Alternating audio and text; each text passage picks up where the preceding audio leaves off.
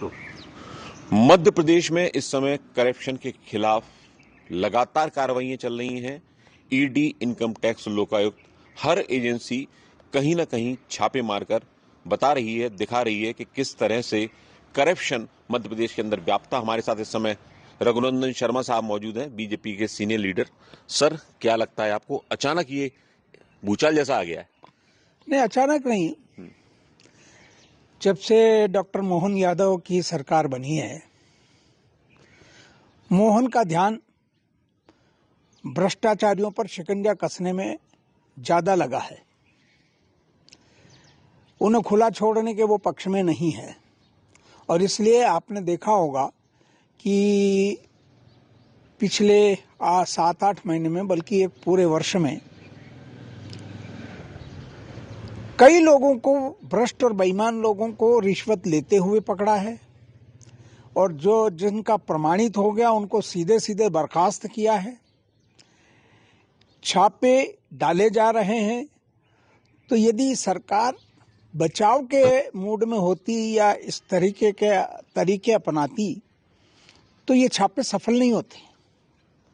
लेकिन सरकार का पूरा सहयोग है, पूरा ध्यान है, बल्कि सरकार चाहती है कि भ्रष्टाचारियों को जड़ से उखाड़ दिया जाए, और इसमें जो भी आएंगे, प्रभावशाली लोग भी होंगे, तो वो भी कहीं न कहीं अपराधी की श्रेणी में ही लिए जाएंगे। मैं इसके लिए तो मोहन सरकार को बधाई देता हूं कि उन्होंने अच्छा अभियान छेड़ा है।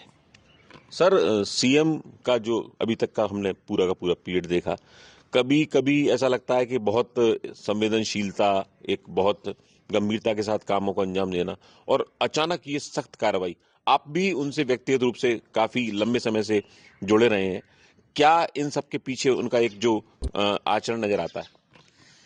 नहीं, देखिए, मोहन विद्यार्थी जीवन से ही अच्छे विचारों और अच्छे संस्कारों से युक्त रहा है। मैंने तो मोहन के राजनीतिक प्रारंभ काल से ही उनको आगे बढ़ाने में जितना सहयोग दे सकता था दिया है, और चाहा कि ऐसे व्यक्ति राजनीति में आएं और आगे बढ़ें। मैं उज्जैन में 2000 से लेकर 2005-06 तक उज्जैन संभाग का प्रभारी रहा हूं, और इस बीच मेरी काफी निकटता मोहन से हुई है।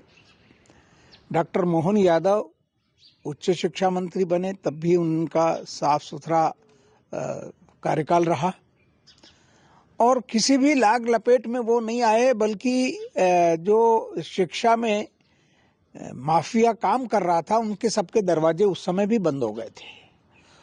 उनको भी कहीं पनाह नहीं मिली, सरकारी तौर पर, मंत्री के तौर पर।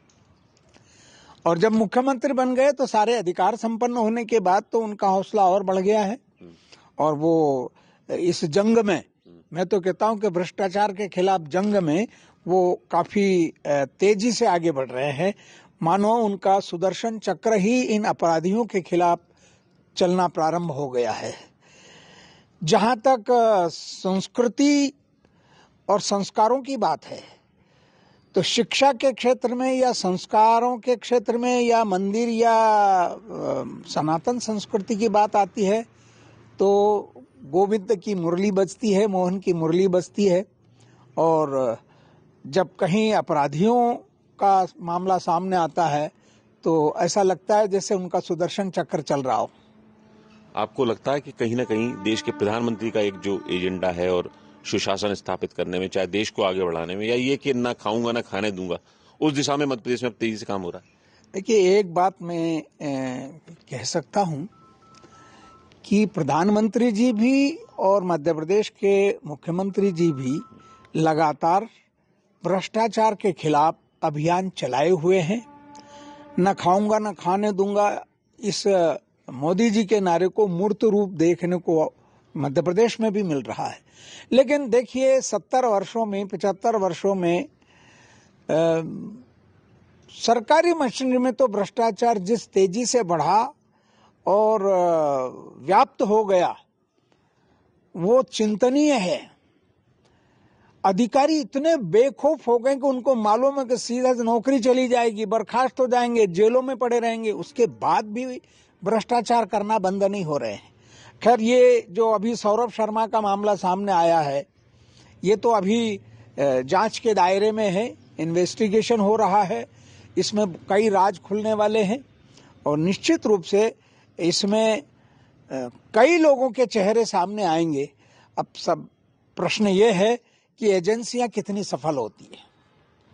तो साफ तौर पर रघुनंदन शर्मा जी का मानना है कि मोहन यादव सरकार जिस तेजी के साथ में करप्शन के खिलाफ मुहिम छेड़े हुए है, उसके अंजाम भी अच्छे होंगे, परिणाम भी अच्छे होंगे और जो देश के प्रधानमंत्री का सपना है उसे पूरा करने में पूरी जी जान से इस समय मध्य प्रदेश के मुख्यमंत्री डॉक्टर मोहन यादव लगे हुए हैं।